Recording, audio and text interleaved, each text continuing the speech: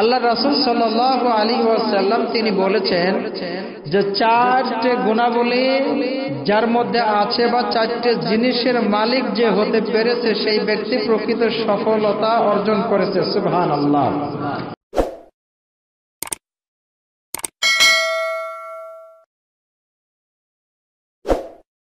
আসসালামু আলাইকুম ওয়া রাহমাতুল্লাহি ওয়া বারাকাতুহু। আলহামদুলিল্লাহি নাহমাদুহু ওয়া নাস্তাঈনুহু ওয়া নাস্তাগফিরুহু ওয়া নাউযু বিল্লাহি মিন শুরুরি আনফুসিনা ওয়া মিন সাইয়্যাতি আ'মালিনা। من يهد الله فلا مضل له ومن يضلل فلا هادي له.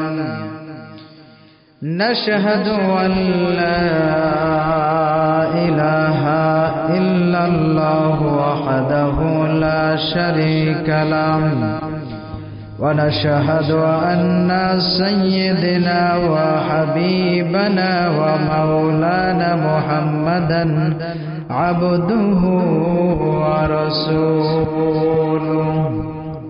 সবাই আমার সাথে পড়ুন, আউযু বিল্লাহি মিনাশ শাইতানির রাজীম.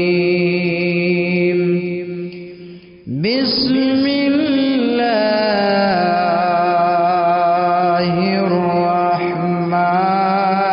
রাহমানির রাহিম. ইয়া আইয়ুহাল্লাযীনা আমানুত্তাকুল্লাহা ওয়াল তানজুর নাফসুম মা قدمت لغد واتقوا الله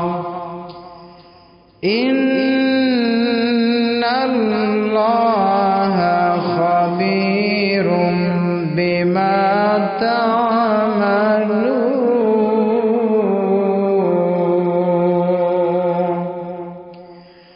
ولا كالذين نسوا الله فأنساهم أنفسهم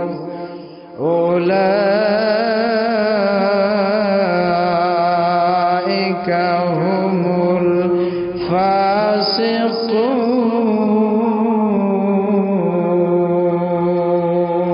الفاسقون. لا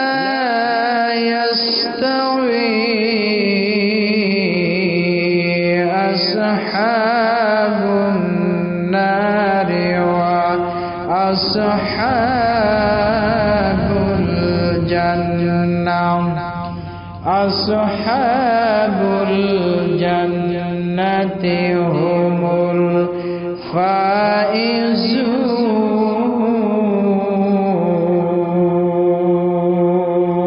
الفائزون. وقال رسول الله صلى الله عليه وسلم لا يؤمن أحدكم حتى أكون أحب إليه من والده وولده والناس أجمعين أو كما قال عليه الصلاة والسلام. সকল প্রশংসা মহান আল্লাহ সুবহানাহু ওয়া তাআলার জন্য, যিনি আমাদেরকে প্রতি জুমআর ন্যায় আজকেও জুমআর সালাত আদায় করতে আসার সুযোগ করে দিয়েছেন। সেই মহান আল্লাহকে খুশি করার জন্য অন্তরের অন্তরস্থল থেকে বলছি আলহামদুলিল্লাহ। দুরূদ ও সালাম নবী মুহাম্মদুর রাসূলুল্লাহ সাল্লাল্লাহু আলাইহি ওয়াসাল্লামের উপর আল্লাহুম্মা সাল্লি আলাইহি আল্লাহুম্মা বারিক আলাইহি। আজকের আলোচনার বিষয় প্রকৃত সফল কাম ব্যক্তিকে। আমরা দুনিয়াতে মানুষ যদি টাকা পয়সাওয়ালা হয়ে যায় আমরা বলি লোকটা সফল হয়ে গিয়েছে, বলি কি বলি না? দুনিয়াতে কোনো মানুষ যদি একটা সরকারি চাকরি বা একটা বড় পদে চলে যায় তখন আমরা বলি লোকটা সফল, বলি কি বলি না? বলি। দুনিয়াতে একটা মানুষ যদি 10 তলা বিল্ডিং করে আমরা মনে করি লোকটা অনেক ধনী হয়ে গেছে, সফল হয়ে গিয়েছে ইত্যাদি আমরা মন্তব্য করতে থাকি, থাকি কি থাকি না? কিন্তু আল্লাহ রাব্বুল আলামিন কোরআনুল কারীমের মধ্যে সফল ব্যক্তিদের সম্পর্কে বলেছেন। আসলে সফলতা কিসের মধ্যে রয়েছে আমরা জানব কোরআনের থেকে। কিসের থেকে বলুন? অর্থাৎ আমার আল্লাহ সুবহানাহু ওয়া তাআলা যাকে সফল বলে ঘোষণা দিয়েছেন সেই ব্যক্তি আসলে সফল। আর সেই ব্যক্তির ওই ক্যাটাগরির মধ্যে যদি কেউ না পড়ে তাহলে সে সফল হতে পারবে না। আল্লাহ সুবহানাহু ওয়া তাআলা তাই আমাদেরকে বলেছেন قد أفلح المؤمنون।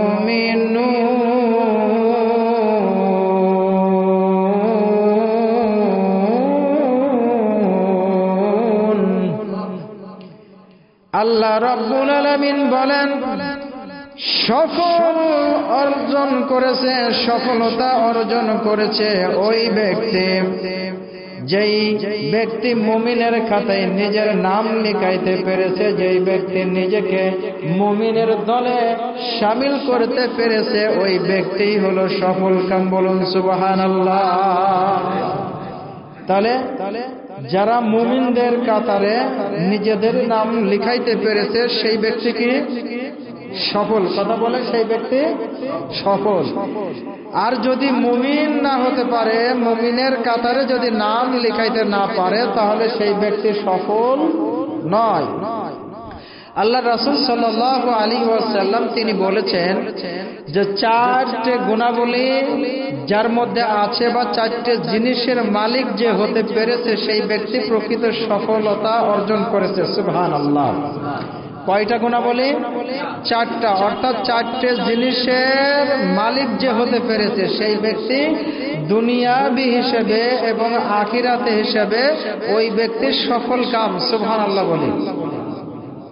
সেই 4টা গুণ কি? আল্লাহ রাসূল সাল্লাল্লাহু আলাইহি ওয়াসাল্লাম তিনি বলেছেন 1 নম্বর, যেই ব্যক্তি নিজেকে কোরআন এবং সুন্নাহ অনুযায়ী গঠন করতে পেরেছে, নিজে কোরআন সুন্নাহ অনুযায়ী চলতে পেরেছে ওই ব্যক্তি সফল। সুবহানাল্লাহ। 1 নম্বর কি বললাম?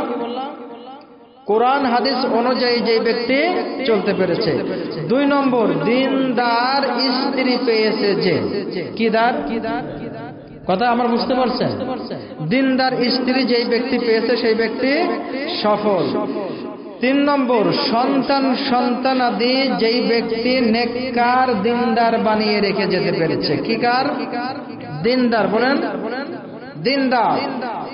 এই 4টে গুণাবলী যেই ব্যক্তি অর্জন করতে পেরেছে বা এই 4টে জিনিসের মালিক যেই ব্যক্তি হয়েছে সেই ব্যক্তি কি সফলতা অর্জন করলো। এখন আমরা একটু মিলাবো যে আমাদের মধ্যে এই 4টে গুণাবলী আমরা অর্জন করতে পেরেছি কি না। যদি আমরা 1 নম্বর নিজেকে ইমানদার বানাইতে পারি, কি বানাতে পারি বলেন? কথা বলতে হবে, আমরা মুখস্থ করব। আমার কথা বুঝতে পারেন না আপনারা? জি। তাহলে 1 নম্বর কি? ঈমানদার হতে হবে। আমাকে না অন্যকে? আমাকে ঈমানদার হতে হবে। 2 নম্বর, আমার যে সমস্ত আমার অধীনস্থ অর্থাৎ আমার স্ত্রীটা যদি দিনদার স্ত্রী বানাইতে পারি বা দিনদার স্ত্রী আমি গ্রহণ করতে পারি তাহলে আমি সফল কাম। কথা কি বুঝতে পারছেন? 3 নম্বর, যদি আমার সন্তানাদি আমি নেককার বানাই রেখে যেতে পারি। নেককার সন্তান আপনার আমার জন্য সফলতার একটা মাধ্যম। কারণ আমি আপনি দুনিয়াতে চিরদিন থাকবো কি? থাকবো না। আমি আপনি এই দুনিয়া থেকে আজকে হোক কালকে হোক বিদায় নিয়ে চলে যাব, কিন্তু আমার সন্তান সন্তানাদি যদি নেককার বানিয়ে রেখে যেতে পারে আমার জন্য, তারা দোয়া করবে কি করবে না? হ্যাঁ, দোয়া করবে। নেককার সন্তান। আর 4 নম্বর, নিজ দেশে বসবাস করা। কি দেশে বলেন? নিজ দেশে বসবাস করা। এইটাও হচ্ছে সৌভাগ্যের একটা প্রতীক বা সুখী মানুষের একটা গুণাবলী। যদি এই 4টে গুণের অধিকারী কেউ হতে পারে, এই 4টে জিনিস যদি কেউ পায়, তাহলে সেই ব্যক্তি সফল কাম। সুবহানাল্লাহ। কিন্তু আমরা আমাদের সন্তান সন্তানাদিকে আমরা নেককার বানাইতে চাই না। চাই বলেন? আমরা মাদ্রাসা শিক্ষায় দিতে চাই না, আলেম বানাইতে চাই না, হুজুর বানাইতে চাই না। আমরা আগেই চিন্তা ভাবনা করে বসি যে আমার সন্তান তো হুজুর বানালে কি খেয়ে বেঁচে থাকবে, চাকরি পাবে না, বাকরি পাবে না, কি করে চলবে, ইত্যাদি ইত্যাদি চিন্তা চেতনা আমাদের মধ্যে নিয়ে এসে নিজের সন্তানকে আমরা কি করি না, ছোট থেকে আর মাদ্রাসায় দিই না। আছে না নাই? কথা বলেন, আছে না নাই? আছে।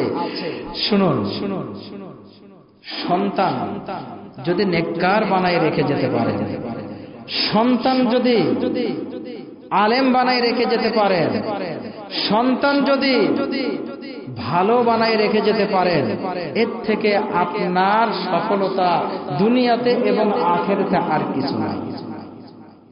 কথা মনে বোঝেন নাই? যেমন আপনি মারা গেলেন, কি হলো বলেন? আপনি মারা গেলেন, আপনার জন্য হুজুর ডেকে হয়তোবা বছরে 2-1 বার দোয়া করতেও পারে, নাও করতে পারে। ঠিক না বেটি? কিন্তু যদি আপনার সন্তান নেককার হয়, কি হয়? নেককার হয়, আলেম হয়, আপনার ওই সন্তানটা প্রতি নামাজের পরে ইচ্ছা হোক অনিচ্ছাই হোক, রব্বির হামহুমা কামা রব্বায়ানি সগীরা, দোয়া আছে না? আছে না? তাহলে কি আপনার জন্য এটা কি খুব একটা সফলতার কারণ হলো কি হলো না? যদি কোনো পিতা মাতা সন্তানের জন্য দোয়া করে, কার জন্য? কোন পিতা মাতা যদি সন্তানের জন্য দোয়া করে, আল্লাহ রাসূল সাল্লাল্লাহু আলাইহি সাল্লাম বলেন ওই দোয়ার মধ্যে আর কোনো পর্দা থাকে না। দোয়া করার সাথে সাথে কবুল করে নেয় কে? আল্লাহ। আবার সন্তান যদি নিজের পিতা মাতার জন্য দোয়া করে, ওই দোয়াটাও কবুল করে নেয় কে? কে? তাহলে সন্তান যখন দোয়া করবে নিজে নিজে রব্বির বলেন, রব্বির হামহুমা কামা রব্বায়ানি সগীরা, আয় আল্লাহ, আমি যখন নাবালেগ ছিলাম, আমি যখন শিশু অবস্থায় ছিলাম, আমার যখন কোনো সেন্স ছিল না, ভালো মন্দ বোঝার ক্ষমতা ছিল না, ওই সময়ে আমার পিতা মাতা আমাকে যেমন লালন পালন করে মহব্বত করে ভালোবেসে আমাকে বড় করে তুলেছিল তিলে তিলে, আয় আল্লাহ, আমার বাবা মা তোমার কোলে চলে গিয়েছে, তোমার হাতে চলে গিয়েছে, কবরের বাসিন্দা হয়েছে, আয় আল্লাহ, আমার বাবা মাকে তুমি তোমার রহমতের চাদরে ওইভাবে ঢেকে রাখো।